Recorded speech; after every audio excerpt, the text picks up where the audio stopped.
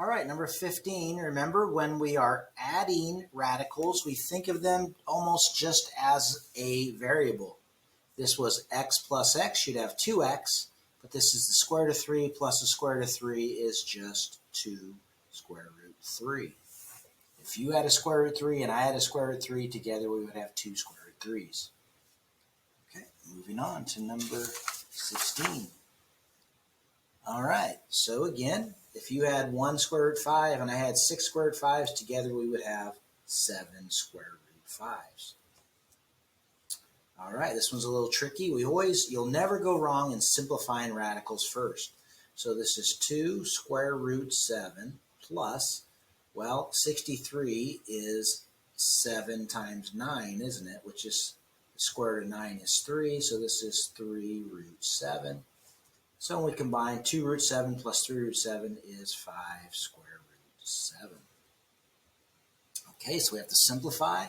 I know that 12 is 2 times 3. 1 gets out, 1 gets killed, 1 stays in. So 12 is 2 root 3 plus, okay, this is 3 times 16, which is 4 times 4.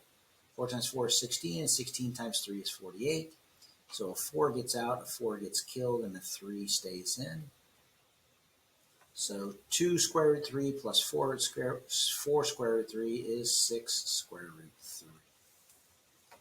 All right, we're getting a little trickier here, but again, we have to remember to simplify. All right, so we can think of 72 as 2 times 36. And the square root of 36 is 6, so this becomes 6 root 2 minus 50 is 2 times 25, and the square root of 25 is 5, so this becomes 5 root 2. Of course, in both of those, the 2 gets stuck inside, plus 7 root 2. So if we had 6 root 2's and we took away 5, we'd have 1 root 2. And 1 root 2 plus 7 root 2 is 8 root 2. 6 plus negative 5 is 1, and 1 plus 7 is 8. All right, we're already getting a little trickier. So we basically have a binomial minus a binomial. Remember, we always say in algebra, we don't subtract, we add the opposite. So we're going to change, this one doesn't change, we're just going to drop the square roots. Okay. I'm sorry, we're just going to drop the parentheses. So negative 9 plus 5 root 3. Here we're going to distribute that negative sign. So we add the opposite. Another way, the opposite of 4 is negative 4, and the opposite of 7 root 3 is negative 7 root 3. Or you can think of negative 1 times 4 is negative 4. Negative 1 times positive 7 root 3 is negative 7 root 3. And now basically we combine like terms. We have negative 9 plus negative 4 is negative 13.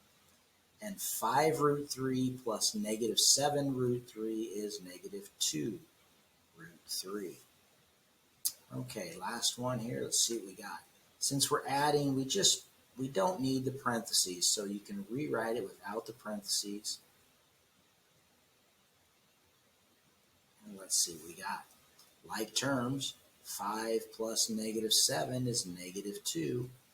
And negative 3 square root 7 plus 8 square root 7 is positive 5 square root 7. Basically, 8 minus 3 is 5.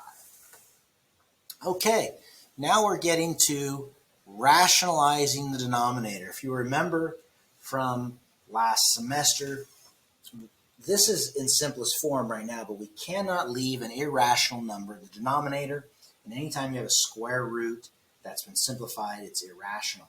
So we do something very easy. And let's just review real quick here. I know I've already talked about this, but if we take 5 and multiply it times 1, we still have 5. And we also know that 3 over 3 equals 1. So we could say basically 5 times 3 over 3 equals 5 times 3 is 15 over 3. Okay, now these two numbers look dramatically different, but really they're the same because all I did is multiply 5 times 1 and got 5, And here I multiplied 5 times 1 and got 15 over 3. Even though they look different, they're the same. And that's what we're going to do here. We're going to multiply all of these by 1, but our 1s are going to look very strange. Square root 3 over square root 3 equals 1. 1 times the square root of 3 is just the square root of 3. And you remember we talked a lot about this. Anytime you multiply two identical radicals together, you just get what's inside 1. Square root 3 times square root 3 is really square root 9, isn't it? The square of 9 is 3. Okay, so moving a little quicker here. Oops, that's a 5. Square root 5. We end up with 2 square root 5 over 5. All right, this one will come out. Now, anytime you have a radical divided by a radical, you have the ability to put them under one roof. Okay, so we're just going to go the square root of 14 over 7, which is simply the square root of 2. 14 divided by 2 is 7. Okay, this one might make it a little easier for us. Let's see. So I'm going to put it under one roof, and I get 20 over 15, which reduces to 5 goes into both of those, the square root of, well, let's leave it like this, the square root of 4 over 3.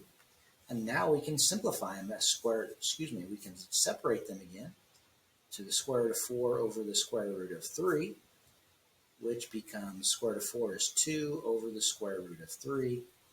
And then we have to rationalize it, so we get 2 root 3 over 3. Now, I have to be honest, I'm not sure that was the easiest way to do it. I put them under the same roof and reduced, and I separated them. The square root of 4/3 is the same as the square root of 4 over the square root of 3. Square root of 4 is 2 over the square root of 3. We rationalized. Maybe there's an easier way to do that. Here we're going to, what I say, separate and simplify. I'm going to take the square root of 3/4 and make it the square root of 3 over the square root of 4. Why is that easier? Because the square root of 3 is fine, but the square root of 4 is 2, and we're done. Okay, let's see what we can do here. Let's separate them and simplify. The square root of 25 over 6 can be written as the square root of 25 over the square root of 6.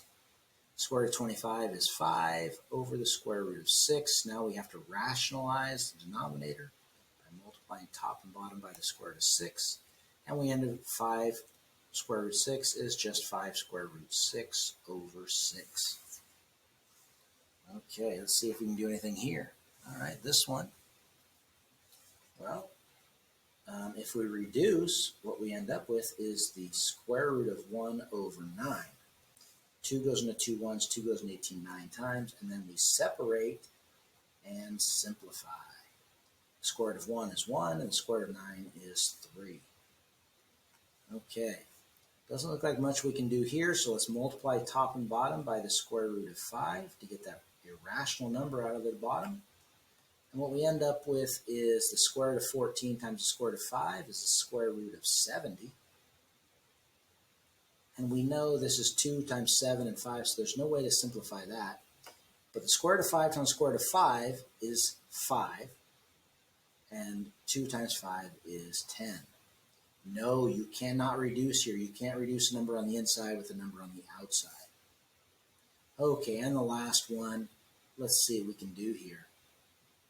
All right, we can actually, well, let's just rationalize the top and the bottom. Is probably the easiest way to do this.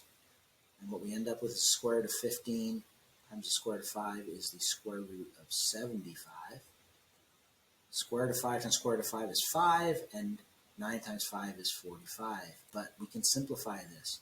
75 is 3 times 5 times 5. So if 5 is going to get out, if 5 is going to get killed, we end up with is 5 root 3 over 45.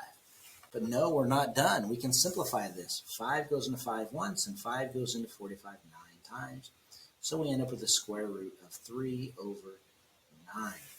Now, would there be a way of simplifying that? Let's do this again. If we take the square root of 15 over 9 root 5, and we take these two guys and we put them under the same roof. So, well, it's a little tricky, but we got to remember that 9 is on the bottom, and we 15 over 5. And then when we reduce, what we end up with is 1/9. 5 goes into 3 times and 1. And what we end up with is basically the square root of 3 over 9. This square root of 1 is 1, so we just end up with 3 here. So it's 1/9 times square root of 3, or square root of 3 over 9. Just a little simpler way of doing it.